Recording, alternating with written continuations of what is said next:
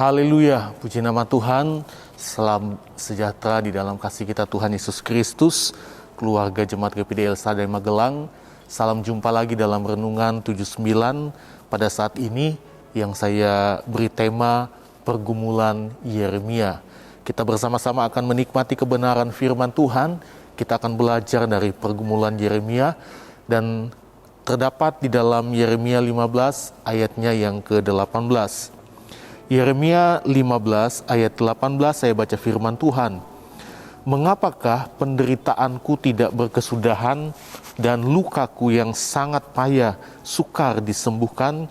Sungguh engkau seperti sungai yang curang bagiku, air yang tidak dapat dipercayai. Bapak, Ibu, dan Saudara yang diberkati oleh Tuhan, siapa dari kita yang tidak pernah merasakan pergumulan hidup? Apapun status sosial, profesi, dan bagaimanapun tingkat kemapanan kita, ya, tetapi yang namanya pergumulan hidup pasti akan kita rasakan.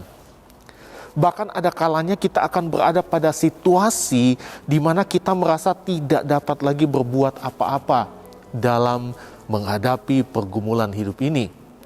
Dan mungkin sampai pada pertanyaan, adakah Tuhan memperhatikan kita? Adakah Tuhan bersama dengan kita? Ya. Sama seperti dalam ayat ini, terlihat sebuah ekspresi pengakuan yang dalam, disertai dengan ratapan dari sang nabi, yaitu Yeremia. Hal ini menunjukkan bahwa apa yang sedang dialami Yeremia bukanlah perkara yang mudah. Bahkan ia mempertanyakan jalan hidupnya, seraya menggugat Tuhan. Kita bisa lihat dalam ayat yang ke-18. Mengapakah penderitaanku tidak berkesudahan dan lukaku sangat payah sukar disembuhkan? Ya. Jadi kita lihat di sini bagaimana ia mempertanyakan jalan hidupnya. Bagaimana dia dari kata-kata ini seperti orang yang sedang menggugat Tuhan. Di dalam bahasa Indonesia masa kini dikatakan, mengapa aku terus saja menderita? Mengapa lukaku parah dan tak sembuh-sembuh? Apakah engkau bermaksud mengecewakan aku seperti sungai yang menjadi kering pada musim kemarau? Yeremia merasa Tuhan berlaku tidak adil terhadap dirinya. Yeremia seperti orang yang menggugat Tuhan karena merasa telah memberi yang terbaik dalam mengikut Tuhan, dalam pelayanannya. Dia hidup di dalam kebenaran.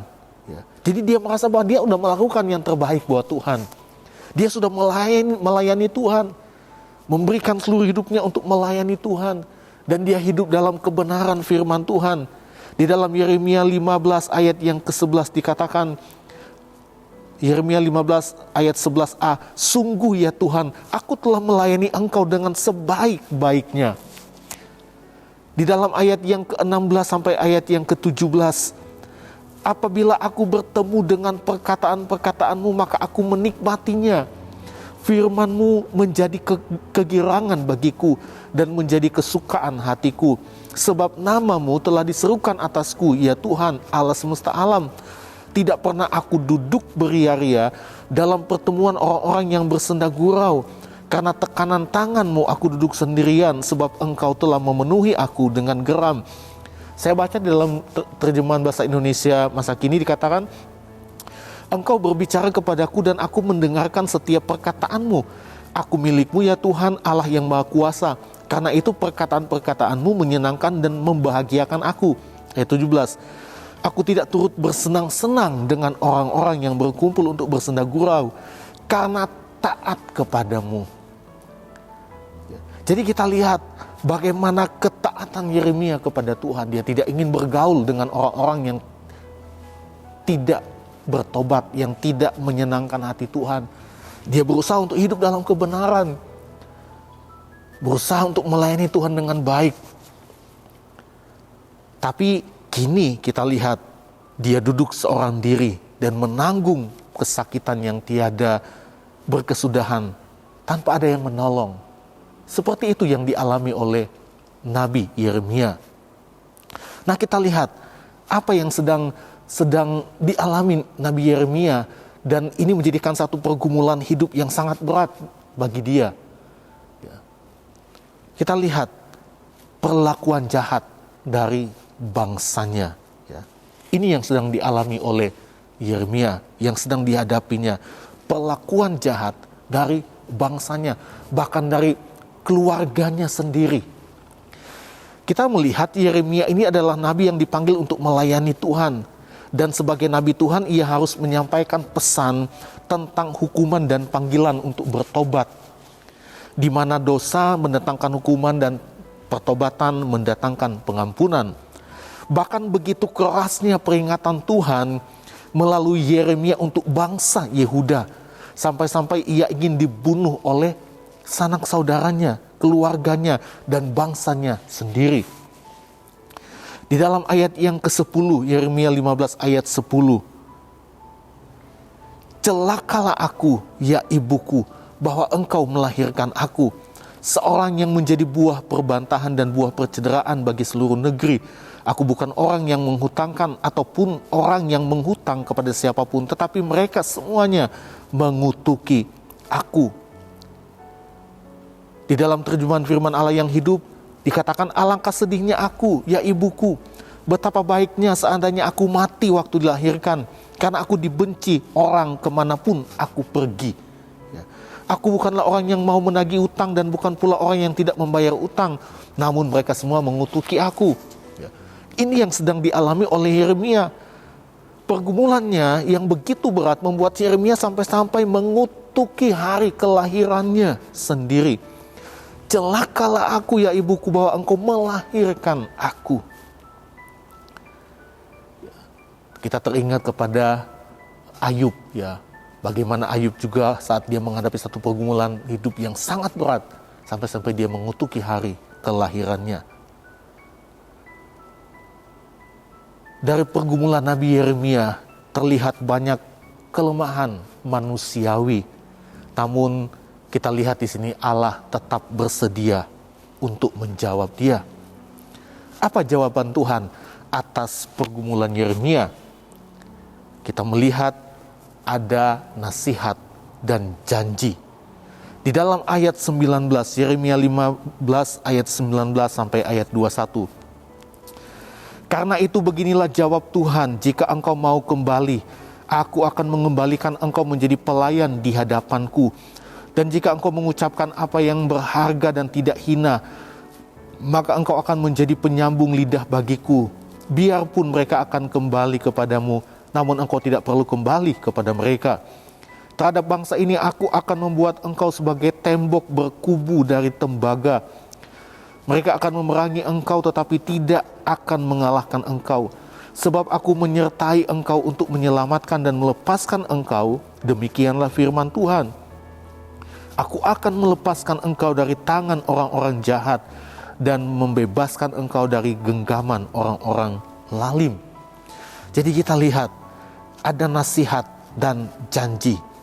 Nasihat di sini Yeremia harus kembali berdamai dengan panggilannya sebagai nabi, sebagai pelayan Tuhan, apapun keadaan yang harus ia hadapi. Ia harus melepaskan setiap pikiran yang penuh dengan rasa keraguan dan tidak puas kepada Tuhan. Ia tidak boleh memberi jalan bagi pikiran-pikiran negatif tentang Allah dan mengatakan hal yang sia-sia. Di dalam ayat 19, firman Allah yang hidup dikatakan, Tuhan menyahut, hentikanlah segala omong kosong itu. Apabila engkau kembali mempercayakan diri kepadaku dan tidak mengucapkan kata-kata yang sia-sia, maka aku akan membiarkan engkau tetap menjadi juru bicaraku. Engkau harus mempengaruhi mereka dan bukan membiarkan mereka mempengaruhi engkau. Jadi ini adalah nasihat dari Tuhan bagi Yeremia. Dia harus melepaskan pikiran-pikiran yang negatif tentang Tuhan, pikiran-pikiran yang tidak percaya, yang meragukan akan kuasa Tuhan. Dan kita lihat juga di sini ada janji Tuhan kepada Yeremia.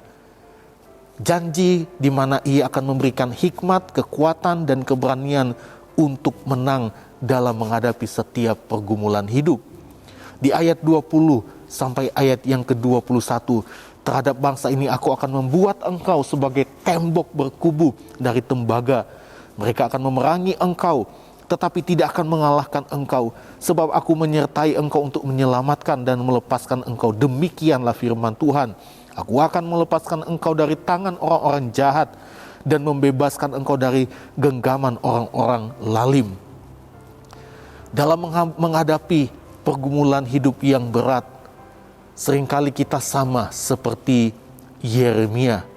Terkadang pikiran-pikiran negatif tentang Tuhan mulai menguasai hidup kita, sehingga kita mulai meragukan kuasa Tuhan, kita mulai meragukan kasih Tuhan, kita mulai mempertanyakan apakah Tuhan itu menyertai, apakah Tuhan menolong kita, apakah Tuhan memperhatikan kita.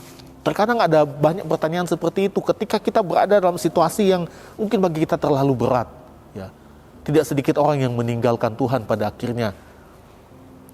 Tapi kita lihat itu adalah kelemahan-kelemahan manusiawi kita.